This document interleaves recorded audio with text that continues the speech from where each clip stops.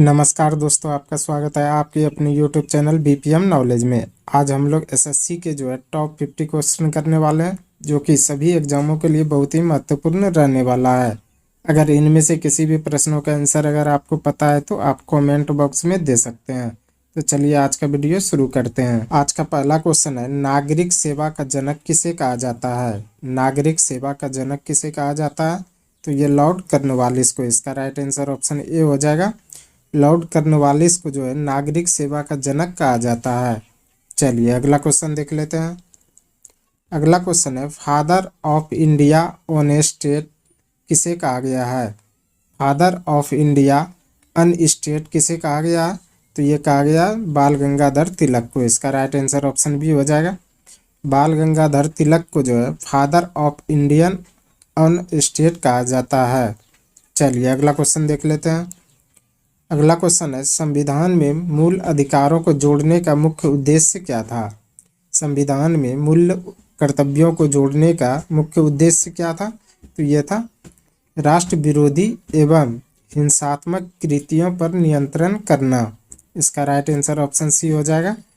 राष्ट्र विरोधी एवं हिंसात्मक कृतियों पर नियंत्रण करना यह संविधान में मूल कर्तव्यों को जोड़ने का मुख्य उद्देश्य था।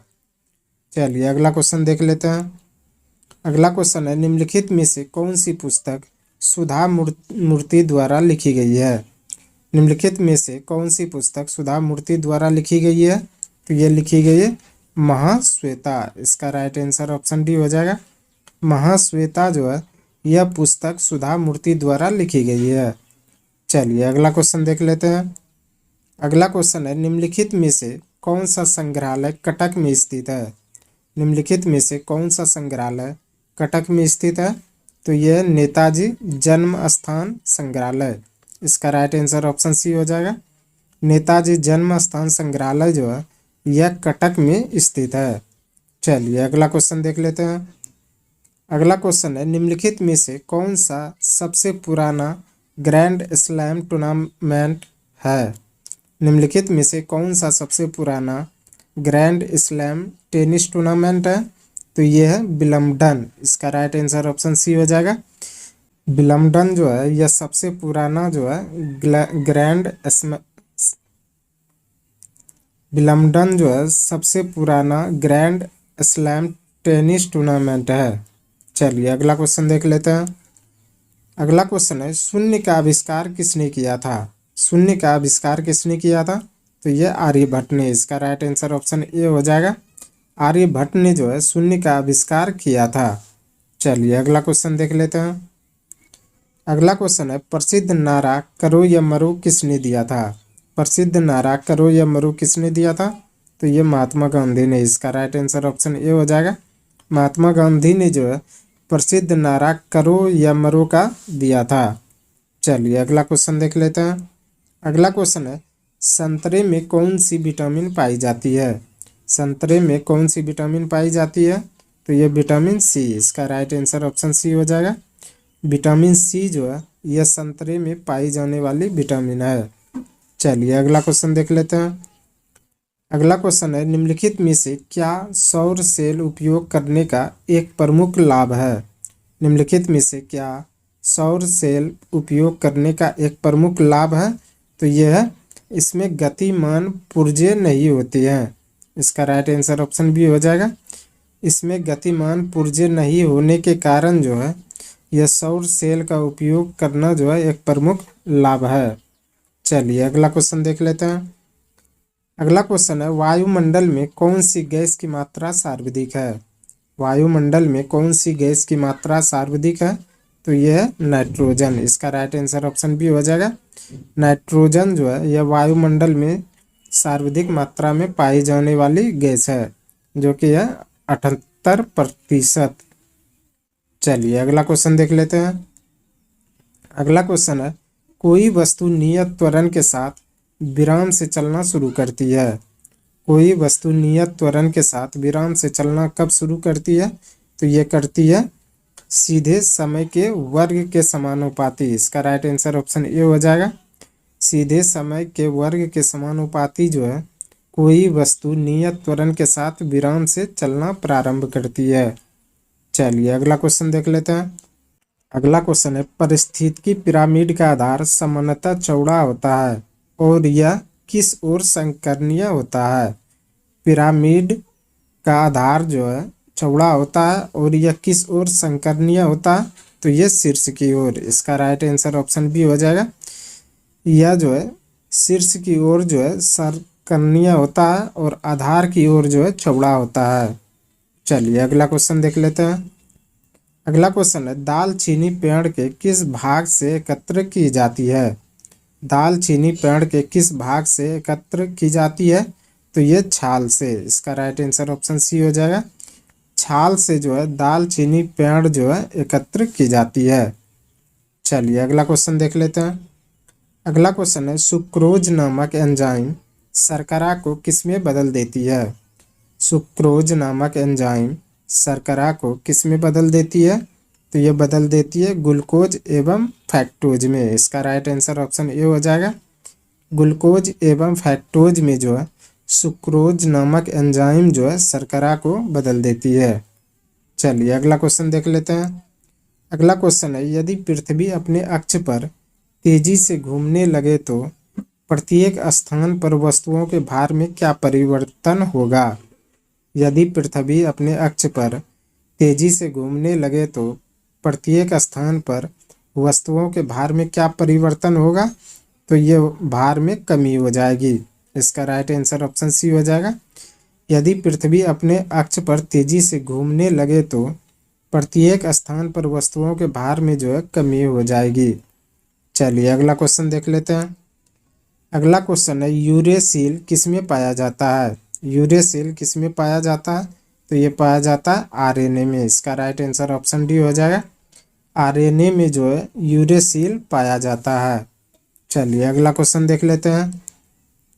अगला क्वेश्चन है, पूर्ण आंतरिक परावर्तन के द्वारा कौन सी घटना घटती है। पूर्ण आंतरिक परावर्तन के द्वारा कौन सी घटना घटती है, तो ये घटती है हीरे का चमकना। इसका राइट आंसर ऑप्शन बी हो जाएगा। हीरे का चमकना जो है यह पूर्ण आंतरिक परावर्तन के द्वारा जो है होती है। चलिए अगला क्वेश्चन देख लेते हैं। अगला क्वेश्चन है, निम्नलिखित में से कौन मोलस्का के अंतर्गत आता है। निम्नलिखित में से कौन मोलस्का के अंतर्गत आता है, तो ये आता है ऑक्टोपस। इसका राइट आंसर ऑप्शन सी हो जाएगा। ऑक्टोपस जो है यह मोलस्का के अंतर्गत आता है। चलिए अगला क्वेश्चन देख लेते हैं। अगला क्वेश्चन है, एक पैराशूट के सहारे कोई आदमी किसके कारण नीचे उतरता है। एक पैराशूट के सहारे कोई आदमी किसके कारण नीचे उतरता है, तो ये उतरता है सीमांत वेग के कारण से। इसका राइट आंसर ऑप्शन बी हो जाएगा। सीमांत वेग के कारण से जो है कोई व्यक्ति जो है पैराशूट के सहारे नीचे उतरता है। चलिए अगला क्वेश्चन देख लेते हैं। अगला क्वेश्चन है, निम्नलिखित में से किसमें यांत्रिक ऊर्जा से ध्वनि ऊर्जा में परिवर्तित होता है। निम्नलिखित में से किसमें यांत्रिक ऊर्जा से ध्वनि ऊर्जा में परिवर्तित होता है, तो ये होता है सितार से। इसका राइट आंसर ऑप्शन ए हो जाएगा। सितार से जो है यांत्रिक ऊर्जा को जो है ध्वनि ऊर्जा में परिवर्तित करते हैं। चलिए अगला क्वेश्चन देख लेते हैं। अगला क्वेश्चन है, प्रोड्यूसर गैस में नाइट्रोजन की मात्रा कितनी होती है। प्रोड्यूसर गैस में नाइट्रोजन की मात्रा कितनी होती है, तो ये होती है 60%। इसका राइट आंसर ऑप्शन सी हो जाएगा। 60% जो है प्रोड्यूसर गैस में नाइट्रोजन की मात्रा होती है। चलिए अगला क्वेश्चन देख लेते हैं। अगला क्वेश्चन है, भोजन विषाक्तता करने वाले प्रमुख जीवाणुओं में से कौन शामिल नहीं है। भोजन विषाक्तता करने वाले प्रमुख जीवाणुओं में से कौन शामिल नहीं है, तो ये हीमोफिलस परट्यूसिस। इसका राइट आंसर ऑप्शन बी हो जाएगा। हीमोफिलस परट्यूसिस जो है यह भोजन विषाक्तता करने वाले प्रमुख जीवाणुओं में शामिल नहीं है। चलिए अगला क्वेश्चन देख लेते हैं। अगला क्वेश्चन है, पृथ्वी एवं चंद्रमा के बीच की दूरी को क्या कहते हैं। पृथ्वी एवं चंद्रमा के बीच की दूरी को क्या कहते हैं, तो यह कहते हैं सिस लूनर। इसका राइट आंसर ऑप्शन ए हो जाएगा। सिस लूनर जो है पृथ्वी एवं चंद्रमा के बीच की दूरी को जो है कहा जाता है। चलिए अगला क्वेश्चन देख लेते हैं। अगला क्वेश्चन है, कांच में किस पदार्थ को मिलाने से कांच का रंग हरा हो जाता है? कांच में किस पदार्थ को मिलाने से कांच का रंग हरा हो जाता है? तो यह फेरस ऑक्साइड को मिलाने से। इसका राइट आंसर ऑप्शन बी हो जाएगा। फेरस ऑक्साइड को मिलाने से जो है कांच में जो है हरा रंग हो जाता है। चलिए अगला क्वेश्चन देख लेते हैं। अगला क्वेश्चन है, स्थिर ताप पर किसी गैस की निश्चित मात्रा का आयतन उसके दाब के व्युत्क्रमानुपाती होता है। यह नियम किससे संबंधित है? स्थिर ताप पर किसी गैस की निश्चित मात्रा का आयतन उसके दाब के व्युत्क्रमानुपाती होता है। यह नियम किससे संबंधित है?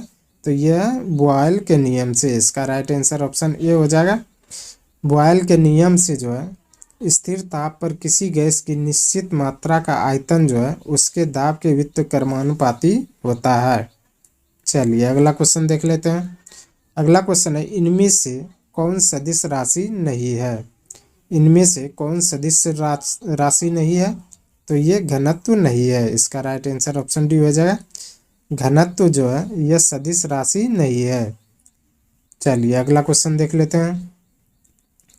अगला क्वेश्चन है, निम्नलिखित में से किसको सबसे अधिक कंप्यूटर स्मृति की आवश्यकता होती है? निम्नलिखित में से किसको सबसे अधिक कंप्यूटर स्मृति की आवश्यकता होती है? तो ये होती है उपर्युक्त में से सभी, जिसमें कि ग्राफिक्स में, ध्वनि में, इमेजिंग में, ये तीनों में जो है सबसे अधिक कंप्यूटर स्मृति की जो है आवश्यकता होती है। चलिए अगला क्वेश्चन देख लेते हैं। अगला क्वेश्चन है, ताप नियंत्रण एवं पेशीय संकुचन निम्नलिखित में से किस ऊतक द्वारा होता है? ताप नियंत्रण एवं पेशीय संकुचन निम्नलिखित में से किस ऊतक द्वारा होता है? तो ये होता है संयोजी ऊतक द्वारा। इसका राइट आंसर ऑप्शन ए हो जाएगा। संयोजी ऊतक द्वारा जो है ताप नियंत्रण एवं पेशीय संकुचन जो है होता है। चलिए अगला क्वेश्चन देख लेते हैं। अगला क्वेश्चन है, वायुयान के टायरों में कौन सी गैस भरी जाती है? वायुयान के टायरों में कौन सी गैस भरी जाती है? तो ये नाइट्रोजन गैस। इसका राइट आंसर ऑप्शन सी हो जाएगा। नाइट्रोजन गैस जो है वायुयान के टायरों में जो है भरी जाती है। चलिए अगला क्वेश्चन देख लेते हैं।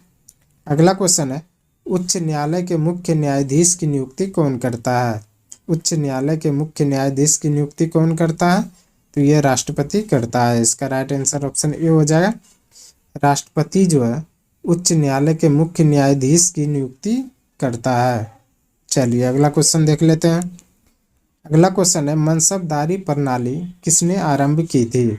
मनसबदारी प्रणाली किसने आरंभ की थी? तो ये अकबर ने। इसका राइट आंसर ऑप्शन डी हो जाएगा। अकबर ने जो है मनसबदारी प्रणाली आरंभ की थी। चलिए अगला क्वेश्चन देख लेते हैं। अगला क्वेश्चन है, निम्नलिखित में से किसने और कब पहली बार अशोक के शिलालेखों को अर्थ स्पष्ट किया था? निम्नलिखित में से किसने और कब पहली बार अशोक के शिलालेखों का अर्थ स्पष्ट किया था? तो ये किया था 1837 में जेम्स प्रिंसेप ने। इसका राइट आंसर ऑप्शन बी हो जाएगा। 1837 ईस्वी में जेम्स प्रिंसेप ने जो पहली बार अशोक के शिलालेखों को जो है अर्थ स्पष्ट किया था। चलिए अगला क्वेश्चन देख लेते हैं। अगला क्वेश्चन है, भारत में कौन सी खाद्य फसल अक्टूबर नवंबर में बोई जाती है और मार्च अप्रैल में काट ली जाती है? भारत में कौन सी खाद्य फसल अक्टूबर नवंबर में बोई जाती है और मार्च अप्रैल में काट ली जाती है? तो ये है गेहूँ। इसका राइट आंसर ऑप्शन डी हो जाएगा। गेहूँ जो है ये अक्टूबर नवंबर में बोई जाती है और मार्च अप्रैल में काट ली जाती है। चलिए अगला क्वेश्चन देख लेते हैं। अगला क्वेश्चन है, किस दिन को अंतर्राष्ट्रीय अहिंसा दिवस के रूप में मनाया जाता है? किस दिन को अंतर्राष्ट्रीय अहिंसा दिवस के रूप में मनाया जाता है? तो ये 2 अक्टूबर को। इसका राइट आंसर ऑप्शन बी हो जाएगा। 2 अक्टूबर को जो है अंतर्राष्ट्रीय अहिंसा दिवस के रूप में मनाया जाता है। चलिए अगला क्वेश्चन देख लेते हैं। अगला क्वेश्चन है, पटना जिले में स्थित नाखास पिंड का संबंध किससे है? पटना जिले में स्थित नाखास पिंड का संबंध किससे है? तो यह सविनय अवज्ञा आंदोलन से। इसका राइट आंसर ऑप्शन बी हो जाएगा। सविनय अवज्ञा आंदोलन से जो है पटना जिले में स्थित नसाक पिंड जो है संबंधित है। चलिए अगला क्वेश्चन देख लेते हैं। अगला क्वेश्चन है, भारत के संविधान में संघीय शब्द का प्रयोग कहाँ पर हुआ है? भारत के संविधान में संघीय शब्द का प्रयोग कहाँ पर हुआ? तो ये संविधान में कहीं नहीं। इसका राइट आंसर ऑप्शन डी हो जाएगा। संविधान में कहीं भी नहीं जो है, ये भारत में जो है संविधान के संघीय शब्द का प्रयोग किया गया है। चलिए अगला क्वेश्चन देख लेते हैं। अगला क्वेश्चन है, बारालाचा दर्रे के दोनों किनारों पर से निकलने वाली दो जलधाराएं चंद्रा और भागा निम्न में से कौन सी नदी बहती है?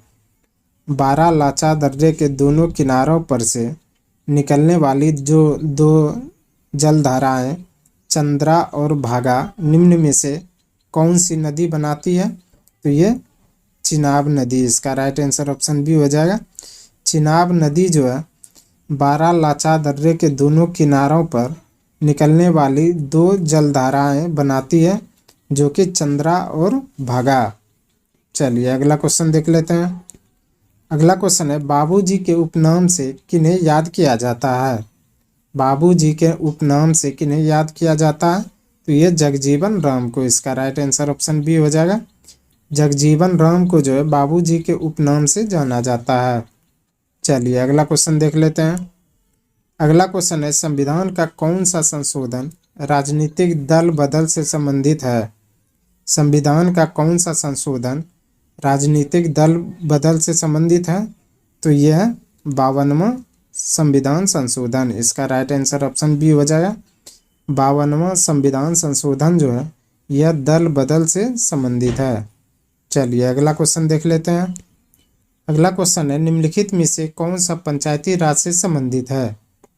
निम्नलिखित में से कौन सा पंचायती राज से संबंधित है? तो यह है बलवंत राय मेहता समिति। इसका राइट आंसर ऑप्शन बी हो जाएगा। बलवंत राय मेहता समिति जो है यह पंचायती राज से संबंधित है। चलिए अगला क्वेश्चन देख लेते हैं। अगला क्वेश्चन है, कौन विदेशी आक्रमणकारी कोहिनूर हीरा एवं मयूर सिंहासन को लूटकर अपने साथ स्वदेश ले गया? कौन विदेशी आक्रमणकारी कोहिनूर हीरा एवं मयूर सिंहासन को लूटकर अपने साथ स्वदेश ले गया? तो ये ले गया था नादिर शाह ने। इसका राइट आंसर ऑप्शन बी हो जाएगा। नादिर शाह ने जो है कोहिनूर हीरा एवं मयूर सिंहासन को जो है लूटकर अपने स्वदेश ले गया। चलिए अगला क्वेश्चन देख लेते हैं। अगला क्वेश्चन है, किसी संस्थान की लाभप्रदता किस पर निर्भर करती है? किसी संस्था की लाभप्रदता किस पर निर्भर करती है? तो ये करती है न्याय के संसाधन की गति पर। इसका राइट आंसर ऑप्शन सी हो जाएगा। न्याय के संसाधन की गति पर जो है किसी संस्था की लाभप्रदता जो है निर्भर करती है। चलिए अगला क्वेश्चन देख लेते हैं। अगला क्वेश्चन है, विशुद्ध रूप से संगमरमर का गुंबद इनमें से किस मुगल इमारत में सबसे पहले देखा गया? विशुद्ध रूप से संगमरमर का गुंबद इनमें से किस मुगल इमारत में सबसे पहले देखा गया? तो ये देखा गया था इत्मत्ता दौला का जो है मकबरा में। इसका राइट आंसर ऑप्शन डी हो जाएगा। इत्मात दौला का मकबरा में जो है विशुद्ध रूप से संगमरमर का गुंबद जो है सबसे पहले देखा गया। चलिए अगला क्वेश्चन देख लेते हैं। अगला क्वेश्चन है, हिमनद का पिघलना सागर से जुड़ी यह घटना अधिकतर कहाँ पाए जाते हैं? हिमनद का पिघलना सागर से जुड़ी यह घटना अधिकतर कहाँ पाए जाते हैं? तो ये पाए जाते हैं उत्तरी ध्रुव में। इसका राइट आंसर ऑप्शन डी हो जाएगा। उत्तरी ध्रुव में जो है हिमनद का पिघलना जो है सागर से जुड़ी घटना जो है अधिकतर पाए जाते हैं। चलिए अगला क्वेश्चन देख लेते हैं। अगला क्वेश्चन है, सांची का स्तूप किस शासक ने बनवाया था? सांची का स्तूप किस शासक ने बनवाया था? तो ये अशोक ने। इसका राइट आंसर ऑप्शन डी हो जाएगा। अशोक ने जो है सांची का स्तूप जो है बनवाया था। चलिए अगला क्वेश्चन देख लेते हैं। अगला क्वेश्चन है, डॉल्फिन रिसर्च सेंटर की स्थापना कहाँ की गई है? डॉल्फिन रिसर्च सेंटर की स्थापना कहाँ की गई है? तो ये पटना में। इसका राइट आंसर ऑप्शन डी हो जाएगा। पटना में जो है डॉल्फिन रिसर्च सेंटर की स्थापना की गई है। चलिए अगला क्वेश्चन देख लेते हैं। अगला क्वेश्चन है, नागा अर्जुन सागर बांध किस नदी पर बना है? नागा अर्जुन सागर बांध किस नदी पर बना है? तो ये कृष्णा नदी पर। इसका राइट आंसर ऑप्शन बी हो जाएगा। कृष्णा नदी पर जो है नागा अर्जुन सागर बांध बना है। चलिए अगला क्वेश्चन देख लेते हैं। अगला क्वेश्चन है, भारतीय संविधान के अनुसार निम्न में से कौन सा मूल अधिकार नहीं है? भारतीय संविधान के अनुसार निम्न में से कौन सा मूल अधिकार नहीं है? तो ये सूचना का अधिकार। इसका राइट आंसर ऑप्शन बी हो जाएगा। सूचना का अधिकार जो है भारतीय संविधान के अनुसार जो है ये मूल अधिकार नहीं है। चलिए अगला क्वेश्चन देख लेते हैं। आज का अंतिम क्वेश्चन है, भारतीय संविधान का अभिरक्षक कौन है? भारतीय संविधान का अभिरक्षक कौन है? तो ये भारत का मुख्य न्यायाधीश। इसका राइट आंसर ऑप्शन बी हो जाएगा। भारत का मुख्य न्यायाधीश जो है यह भारतीय संविधान का जो है अभिरक्षक है।